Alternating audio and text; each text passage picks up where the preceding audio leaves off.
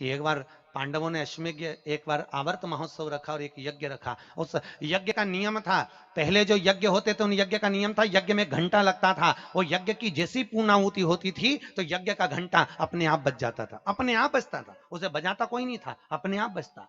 आज यज्ञ का घंटा नहीं बजा तो युधिष्ठिर ने पंडितों से पूछा, ब्राह्मणों आपने यज्ञ करवाया पर ये यज्ञ का घंटा नहीं बजा। ब्राह्मणों ने कहा हमने तो यज्ञ अच्छा करवाया पर घंटा क्यों नहीं बजा, समझ में नहीं आया।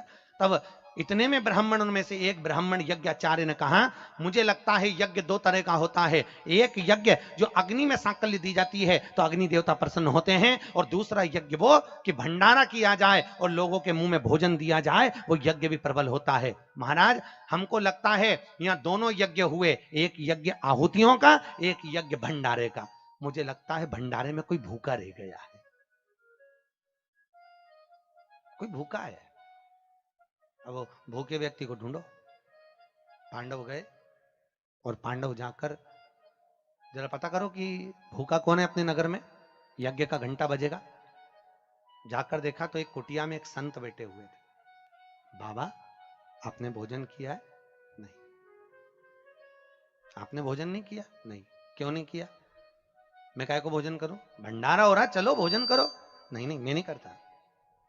भंडारे में भोजन नहीं करोगे? नहीं। क्यों नहीं करोगे?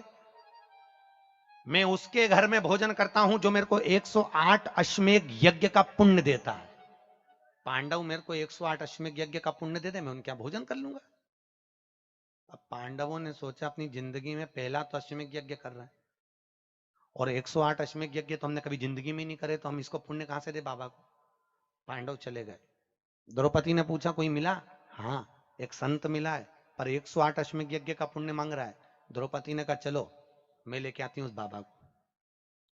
द्रौपदी गई, रथ लाया गया। द्रौपदी ने कहा रथ में बैठकर नहीं जाऊंगी, पैदल जाऊंगी। चप्पल लाई, द्रौपदी ने कहा नग्न पैर से जाऊंगी। नंगे पैर द्रौपदी उस संत के दरवाजे पर पहुंच गई। बाबा चलो हमारे यहाँ यज्ञ हुआ है, भंडारे का भोजन करना। बाबा कहते हैं द्रौपदी तुझे मालूम नहीं, मुझे 108 अश्वमेध यज्ञ का पुण्य दे दे, मैं तेरे यहाँ भोजन कर लूंगा। द्रौपदी ने कहा लो बाबा संकल्प छोड़ती हूँ और 108 अश्वमेध यज्ञ का पुण्य तुमको देती हूँ।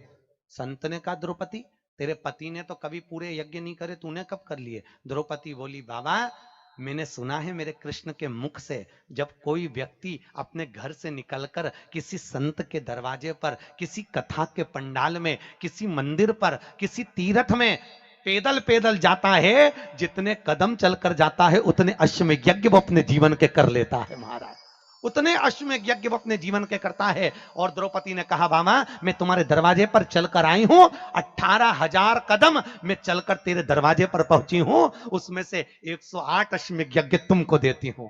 संत उठकर खड़ा हो गया, द्रौपदी के यहां गया, भोजन करा तो यज्ञ का घंटा बज गया महाराज, यज्ञ का घंटा बजा।